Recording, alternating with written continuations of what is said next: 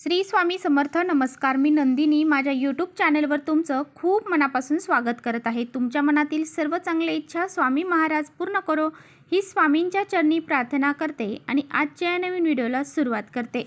तर येत्या सोमवारी म्हणजेच 12 मे रोजी आलेली आहे वैशाख पौर्णिमा. तर प्रत्येक महिन्यामध्ये पौर्णिमा तिथी येते, परंतु प्रत्येक पौर्णिमेचं महत्त्व हे वेगवेगळं असतं. हिंदू धर्मात वैशाख पौर्णिमेला खूप महत्त्वपूर्ण मानले जाते. पौर्णिमेच्या दिवशी देवी लक्ष्मी नारायण यांची पूजा आराधना केल्यास कुटुंबात सुख समाधान शांती संपत्ती नांदते असं म्हटलं जातं. या पौर्णिमेला बौद्ध पौर्णिमा देखील म्हटलं जातं. यंदा 12 मे रोजी ही पौर्णिमा साजरी केली जाईल. पंचांगानुसार वैशाख पौर्णिमेची तिथी 11 मे रोजी रात्री 8:02 सुरू होणार असून 12 मे रोजी रात्री 10:24 समाप्त होणार आहे.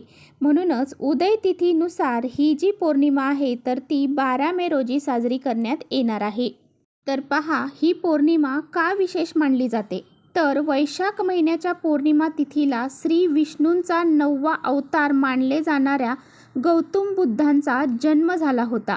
तसेच याच पौर्णिमेला गौतम बुद्धांना बुद्धित्वाची प्राप्ती देखील झाली होती. त्यामुळे वैशाख पौर्णिमेला बौद्ध पौर्णिमा या नावाने ओळखले जाते. ही जी पौर्णिमा आहे तर ती खूप अतिशय महत्त्वाची पौर्णिमा आहे. त्यामुळे या दिवशी आपल्याला काही प्रभावी उपाय देखील करायचे आहेत. तर या दिवशी आपल्याला सकाळी उठल्याबरोबरच आपल्या उंबरठ्यावरती ही एक वस्तू ठेवायची आहे. ही एक वस्तू जर आपण सकाळी उठल्याबरोबर उंबरठ्यावरती ठेवली तर आपल्या घराची, मुलांची, पतीची प्रगती तर होईलच, त्याचबरोबर आपल्या घरामध्ये जे काही दोष, अडचणी, संकट, बाधा ज्या आहेत तर त्या दूर होऊन जातील. आपल्या आयुष्याचं सोनं झाल्याशिवाय राहणार नाही आणि करोडपती होण्याची इच्छा देखील पूर्ण होईल. इतका हा प्रभावशाली उपाय आहे. हा उपाय कसा करायचा आहे याबद्दलची संपूर्ण माहिती आजच्या व्हिडिओमध्ये आपण जाणून घेणार आहोत. त्यामुळे तुम्ही पुढे व्हिडिओ स्किप न करता शेवटपर्यंत नक्की बघा, जेणेकरून तुमच्यापर्यंत योग्य ती माहिती पोहोचेल. आपल्या चॅनलवर जर नवीन असाल तर चॅनलला सबस्क्राईब करा आणि असेच नवनवीन माहितीपूर्ण व्हिडिओ पाहण्यासाठी बेल आयकॉनलाही प्रेस करा. म्हणजे मी जेव्हा कधी नवीन व्हिडिओ अपलोड करेन त्याचं नोटिफिकेशन सर्वात अगोदर तुम्हाला भेटेल आणि तुम्ही एकही व्हिडिओ मिस करणार नाही. त्याचबरोबर खाली कमेंट्समध्ये ओम नमो भगवते वासुदेवाय नमः हे लिहायला अजिबात विसरू नका. पहा, आपल्या धर्मशास्त्रामध्ये सांगितले जाते की माता लक्ष्मी ही पौर्णिमेच्या दिवशी पृथ्वी तलावरती येत असते आणि तिचे उपाय उपासना करणाऱ्यांना ती धनधान्य समृद्धी ऐश्वर्य प्रदान करत असते. आणि म्हणून पहा, पौर्णिमेच्या दिवशी आपल्याला माता लक्ष्मीची पूजा देखील करायची आहे. आणि पहा, ज्या पौर्णिमेला ज्या घरातली स्त्री हा जो उपाय करते, आपल्या घराच्या उठल्याबरोबर उंबरठ्यावरती ही एक वस्तू ठेवते, हा उपाय करते, त्या घरामध्ये सुख शांती समृद्धी ही कायम टिकून राहते. तर पहा, लक्ष्मी ही पौर्णिमेच्या दिवशी पृथ्वी तलावरती येत असते आणि ती जी सकारात्मक लहरी आहेत तर त्या सकारात्मक लहरीमध्ये आपण जे काही प्रभावी उपाय करतो तर त्याचे फळ ती आपल्याला प्रदान करत असते. आणि म्हणूनच आपल्याला या दिवशी माता लक्ष्मीची विशेष अशी पूजा करायची आहे. आणि म्हणूनच जर तुमच्या आयुष्यामध्ये तुम्हाला काही आर्थिक समस्यांना सामोरे जावे लागत असतील, आर्थिक अडचणींना सामोरे जावे लागत असेल, तुमच्या घरामध्ये पैसा टिकत नसेल, आलेला पैसा कोणत्या ना कोणत्या मार्गाने बाहेर निघून जात असेल, त्याचबरोबर तुमच्या घराची प्रगती होत नसेल, तुमच्या मुलांची प्रगती होत नसेल किंवा तुमच्या पतीची प्रगती होत नसेल तर तुम्ही हा प्रभावी उपाय नक्की ह्या पौर्णिमेला करा. तर पहा, लक्ष्मी घरामध्ये नांदणे म्हणजे फक्त घरामध्ये पैसा येणे असं अजिबात नाही. घरामध्ये सुख शांती समृद्धी, घरामध्ये सर्व एकोपाने राहणे याला सुद्धा लक्ष्मी म्हटलं जातं. तसेच तुमच्या घरामध्ये आनंदाचं वातावरण असणे, घरामध्ये एकोपा प्रेम असणे हे सुद्धा घरामध्ये माता लक्ष्मीचा वास आहे हे समजते. घरामध्ये पैसा तर हवाच, त्याचबरोबर घरामध्ये वातावरण लक्ष्मी असणं, लक्ष्मीला अनुकूल असं वातावरण असणं सुद्धा महत्त्वाचं आहे.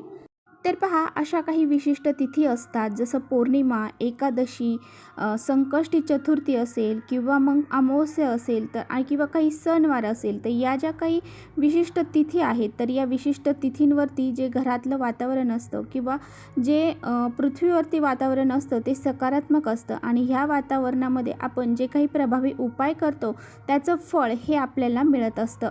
त्यामुळे अशा काही तिथींना असे विशिष्ट जे उपाय आहेत तर ते आपल्याला करायचे असतात. तर पहा, उपाय आपल्याला कसा करायचा आहे. आता बघा, हा उपाय करण्यासाठी तुम्हाला सोमवारी लवकर उठायचं आहे, म्हणजेच पौर्णिमेच्या दिवशी सकाळी लवकर उठायचं आहे, स्नान करायचं आहे. स्नान करताना त्या अंघोळीच्या पाण्यामध्ये एक पिंपळाचं पान, थोडंसं मीठ आणि थोडीशी हळद टाकून तुम्हाला अंघोळ ही करायची आहे. त्यानंतर स्वच्छ कपडे परिधान करायचे आहेत. त्यानंतर देवघरातील देवांची पूजा करून घ्यायची आहे आणि तुमच्या घरामधून एक स्वच्छ पाण्याचा कलश तुम्हाला भरायचा आहे आणि त्यामध्ये थोडीशी हळद आणि थोडंसं गंगाजल टाकून हे पाणी तुम्हाला तुमच्या घराच्या उंबरठ्याच्या बाहेर आणि उंबरठ्यावरती शिंपडायचं आहे. यानंतर तुम्हाला तुमच्या घराचा जो मुख्य दरवाजा आहे आणि तो उंबरठा आहे तर तो ह्या पाण्याने टाकून त्यानंतर स्वच्छ कपड्याने पुसून घ्यायचा आहे आणि त्यानंतर तुम्हाला त्या उंबरठ्यावरती हळदीचं लेपन करायचं आहे. हळदीचं लेपन करताना त्यामध्ये तुम्हाला हळद, चंदन पावडर, गोमूत्र टाकून थोडंसं पाणी टाकून पेस्ट बनवायची आहे आणि हळदीचं लेपन तुम्हाला द्यायचं आहे. तर पहा, प्रत्येक पौर्णिमेला आपण आपल्या घराच्या उंबरठ्यावरती हळदीचं लेपन करत असतो आणि जेव्हा आपण हळदीचं लेपन करतो त्यावेळेस आपल्या घरामध्ये कोणत्याही प्रकारची नकारात्मकता, वाईट शक्ती ही प्रवेश करत नाही. आता तुम्हाला काय करायचं आहे, तर तुम्हाला थोडीशी कणिक मळायची आहे आणि त्या कणकेमध्ये थोडीशी हळद टाकायची आहे, मीठ टाकायचं नाही. एक दिवा तुम्हाला तयार करायचा आहे. हा दिवा तयार करताना तुम्हाला त्याचं 2 मुख होतील, म्हणजे द्विमुखी दिवा तुम्हाला तयार करायचा आहे. या दिव्यामध्ये तुम्हाला शुद्ध गाईचं तूप घालायचं आहे. आता तुमच्याकडे शुद्ध गाईचं तूप नसेल तर तुम्ही तेल घातलं तरी चालेल. आता बघा, तुम्हाला काय करायचं आहे, हा दिवा जो आहे तर तो एक प्लेट घ्यायची आहे. प्लेटमध्ये स्वास्तिक काढायचं आहे, त्याला हळद, कुंकू, अक्षता वाहायच्या आहेत. त्यामध्ये मूठभर तांदूळ तुम्हाला टाकायचे आहेत. त्या तांदळावरती तुम्हाला हा दिवा ठेवायचा आहे. हा दिवा ठेवल्यानंतर तुम्हाला त्या दिव्यामध्ये तुम्हाला 2 अखंड लवंगा टाकायच्या आहेत. त्याचबरोबर तुम्हाला थोडेसे जे काळे उडीद असतात अख्खे, तर ते तुम्हाला टाकायचे आहे. आता काळे उडीद जर तुमच्याकडे नसतील तर तुम्ही काळे तीळ तुम्ही टाकू शकता. त्यानंतर तुम्हाला काय करायचं आहे, त्या दिव्यामध्ये 2 लांब कापसाच्या वाती तुम्हाला लावायच्या आहेत. द्विमुखी दिवा तुम्हाला लावायचा आहे आणि यानंतर तुम्हाला एका वाटीमध्ये थोडंसं कुंकू घेऊन त्याची थोडीशी पेस्ट तयार करायची आहे आणि ही पेस्ट आणि हा दिवा घेऊन तुम्हाला तुमच्या घराच्या मुख्य उंबरठ्यापाशी जायचं आहे. उंबरठ्यापाशी गेल्यानंतर हा दिवा तिथे तुम्हाला प्रज्वलित करायचा आहे.